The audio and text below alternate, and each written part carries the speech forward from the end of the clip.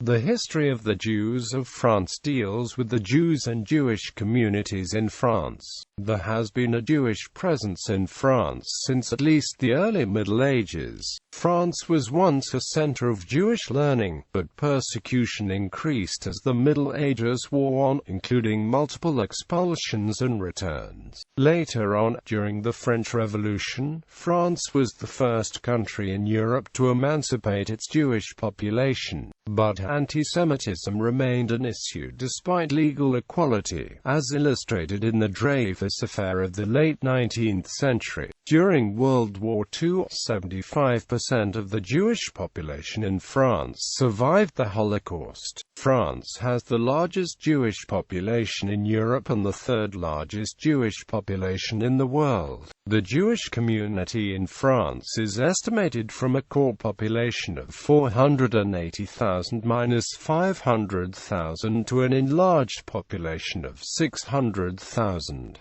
French Jewish communities are found mainly in the metropolitan areas of Paris, Marseille, Lyon, Strasbourg, and Toulouse. Today, French Jews are mostly Sephardi and Mizrahi who came from North Africa and the Mediterranean region after those countries became independent. They span a range of religious affiliations, from the ultra-Orthodox Haredi communities to the large segment of Jews who are entirely secular. There are approximately 200,000 French Jews living in Israel. Roman Gallic epoch. According to the Jewish Encyclopedia, the first settlements of Jews in Europe are obscure. From 163 BCE there is evidence of Jews in Rome.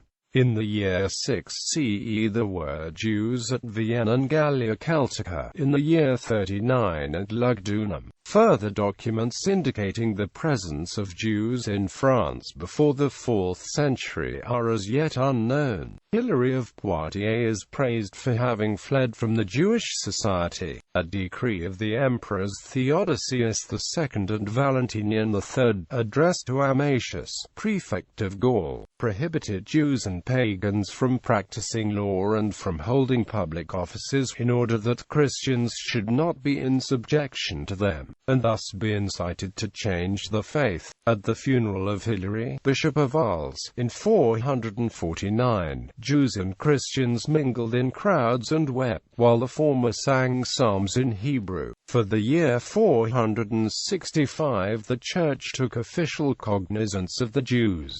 Jews were found in Marseille in the 6th century, at Arles, at Uzes, at Narbonne, at Clermont-Ferrand, at Orléans, at Paris, and at Bordeaux. These places were generally centers of Roman administration, located on the great commercial routes, and that the Jews possessed synagogues, in harmony with the Theodosian Code, and according to an edict addressed in 331 to the Decurions of Cologne by the Emperor Constantine. The internal organization of the Jews seems to have been the same as in the Roman Empire. They appear to have had priests, archisynagogues, patersynagogues, and other synagogue officials. The Jews were principally merchants. They were also tax collectors, sailors, and physicians. They probably remained under the Roman law until the triumph of Christianity, with the status established by Caracalla, on a footing of equality with their fellow citizens. The Emperor Constantius compelled them to share in the curia, a heavy burden imposed on citizens of townships. There is nothing to show that their association with their fellow citizens was not of an amicable nature. Even after the establishment of Christianity in Gaul, it is known that the Christian clergy participated in the feasts. Intermarriage between Jews and Christians sometimes occurred. The Jews made proselytes, and the religious customs were so freely adopted that at the Third Council of Orleans it was found necessary to warn the faithful against Jewish superstitions, and to order them to abstain from traveling on Sunday and from adorning their persons or dwellings on that day. In the 6th century, a Jewish community thrived in Paris.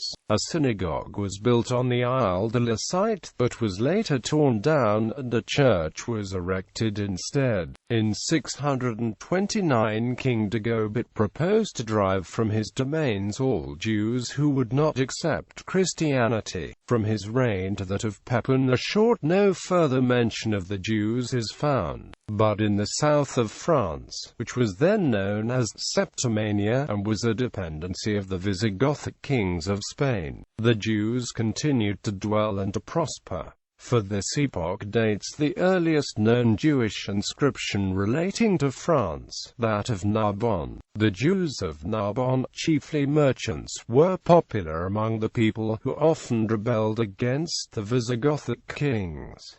Carolingian period. The presence of Jews in France under Charlemagne is documented, with the position being regulated by law. Exchanges with the Orient strongly declined with the presence of Saracens in the Mediterranean Sea, while Oriental products such as gold, silk, black pepper or papyrus almost disappeared under the Carolingians. The only real link between the Orient and Occident was ensured by the Radhanites, Jewish traders. A formula for the Jewish oath was fixed by Charlemagne, and Jews were allowed to enter into lawsuits with Christians, and in the relations with the latter were restrained only from making them work on Sunday. Jews were not allowed to trade in currency, wine, or grain. Legally, Jews belonged to the emperor and could only be tried by him. However, later among the numerous provincial councils which met during Charlemagne's reign, not one concerned itself with the Jewish community, although these had increased in number. Louis le Débonnaire, faithful to the principles of his father, granted strict protection to Jews, to whom he gave special attention in the position as merchants. Louis believed, as his father had, that the Jewish question could be solved with the gentle and gradual conversion of Jews, rather than a forceful and abrupt conversion. According to medieval scholar J. M. Wallace Harrell, many felt this threatened the Christian unity of the empire, which led to the strengthening of the bishops at the expense of the emperor. Saint Agobard of Lyon had many controversies with the Jews of France, and a large proportion of his writing railed against how rich and powerful they were becoming. It has been proposed by some scholars, this power awarded to the Jewish ethnicity is what led to St. Agobard's involvement in violent revolutions attempting to dethrone Louis the Pious in the early 830s. Lothar and Agobard's entreaties to Pope Gregory IV gained them papal support for the overthrow of Emperor Louis.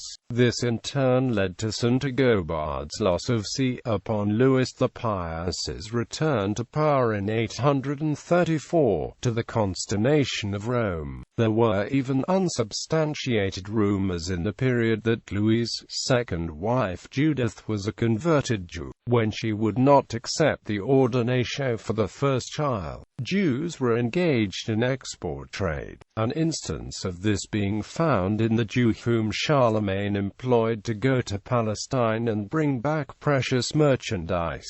Furthermore, when the Normans disembarked on the coast of Narbonne's Gaul, they were taken for Jewish merchants. They boast, says one authority, of buying whatever they please from bishops and abbots. Isaac the Jew, who was sent by Charlemagne in 797 with 2 ambassadors to Harun al-Rashid, the 5th Abbasid Caliph, was probably one of these merchants. In the same spirit as in the above-mentioned legends, he is represented as asking the Baghdad Caliph for a rabbi to instruct the Jews whom he had allowed to settle at Narbonne.